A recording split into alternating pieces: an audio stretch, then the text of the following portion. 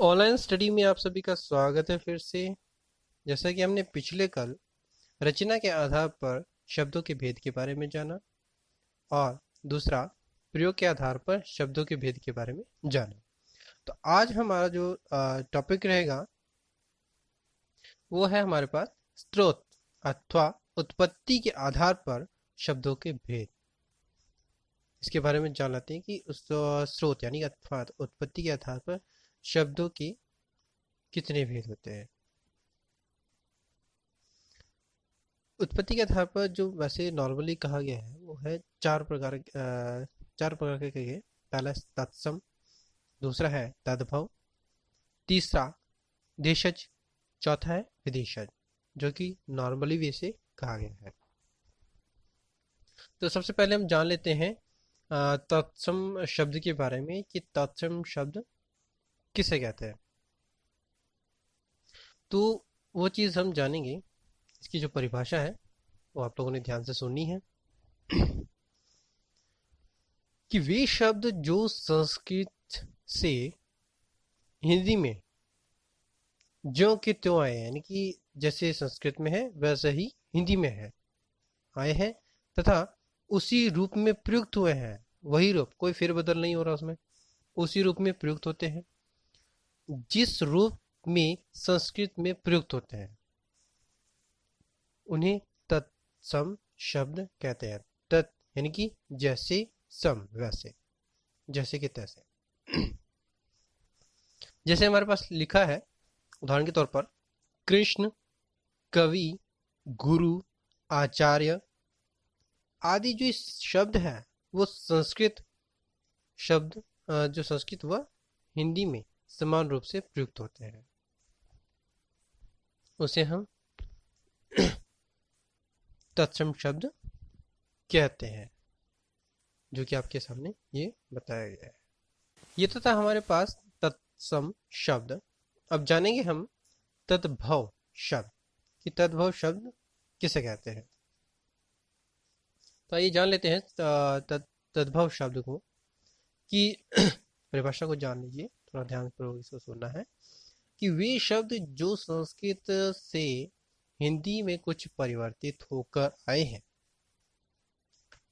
तथा अपनी परिवर्तित रूप में ही प्रयुक्त होते हैं, उन्हें तद्भव शब्द कहते हैं। जैसे हमारे पास आम, सांप, घी आदि जो है तद्भव शब्द कहलाते हैं। जैसे आम्र, आम जो है आम्र से बना, सांप सर्प से बना, घृत जो घी है हमारे पास वो घृत से बना, आदि जो है ये परिवर्तित होकर आए हैं। अगर हम इसको थोड़ा सिंपल वे में थोड़ा सा जान लें तो हमारा ये जो तद्भव शब्द है थोड़ा इजी हो जाएगा। तो जान लेते हैं थोड़ा सा कि संस्कृत के ऐसे शब्द होते हैं, जो संस्कृत के ऐसे शब्द जो कुछ बदलाव के बाद, जो कुछ बदलाव हुआ उनमें, उनके बाद जो हिंदी भाषा में प्रयोग किए जाते हैं, उन्हें तद्भव शब्द कहते हैं। यानी कि संस्कृत है परंतु उसमें थोड़ा सा मॉडिफिकेशन कर दिया, थोड़ा बोलने के लिए इजी हो जाएगा, तो उसके लिए उसको हम तद्भव शब्द कहते हैं। तो ये तो था हमारे पास तद्भव शब्द। अब जान लेते हैं हमारे पास जो ये हमारे पास जो तीसरा है उसे कहते हैं देशज शब्द। देशज शब्द जो है हमारे पास वह है कि देशज शब्द देश जमा ज से मिलकर बना है, जिसका अर्थ है देश में जन्म लेने वाला। वे शब्द जिनकी उत्पत्ति क्षेत्रीय भाषाओं के आधार पर आवश्यकता के अनुसार हिंदी भाषा में ही हुई है, देशज शब्द कहलाते हैं। जैसे खिड़की, रोटी, पगड़ी, डिबिया, ये चीज जो होती है देशज होते हैं। तो थोड़ा हम इसको सिंपल वे में थोड़ा सा और जान लेते हैं कि जो देशज शब्द है वो किसे कहते हैं। ये तो थोड़ा परिभाषा से देशज जो होते हैं, जो हिंदी भाषा के कुछ ऐसे शब्द होते हैं जो कि अलग अलग जो क्षेत्र, जो एरियाज में आम बोलचाल में बातचीत करते हैं, तो उस भाषा से लिए गए हैं वो शब्द, तब उनको हम देशज शब्द देशज शब्द कहते हैं। तो ये तो था हमारे पास देशज शब्द। तो आइए हम ये जान लेते हैं, अगला जो है हमारे पास चौथा चौथा जो है हमारे पास, वह है विदेशी शब्द।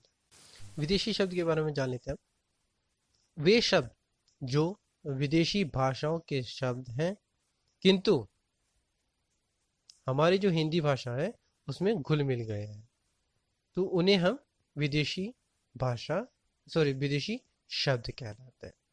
जैसे टिकट, अखबार, अंदाज, तो इसमें जो है विदेशी शब्द कहलाते हैं। थोड़ा सिंपल वे में जानेंगे तो फिर क्या होगा कि जो हिंदी भाषा के कुछ ऐसे शब्द होते हैं जो विदेशी भाषा से लिए गए हैं, उन्हें हम विदेशी शब्द कहते हैं। स्टेशन भी हो गया, आप दूसरा देख सकते हैं, टिकट, अखबार, अंदाज, स्टेशन, डॉक्टर, रसीद, स्कूल, ऐसे जो शब्द है वो विदेशी शब्द से लिए गए हैं।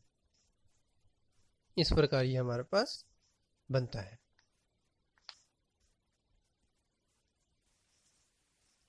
तो आज ये तो था हमारे पास स्रोत यानी कि उत्पत्ति के आधार पर शब्दों की भेद। तो आज के लिए हम इतना ही करेंगे।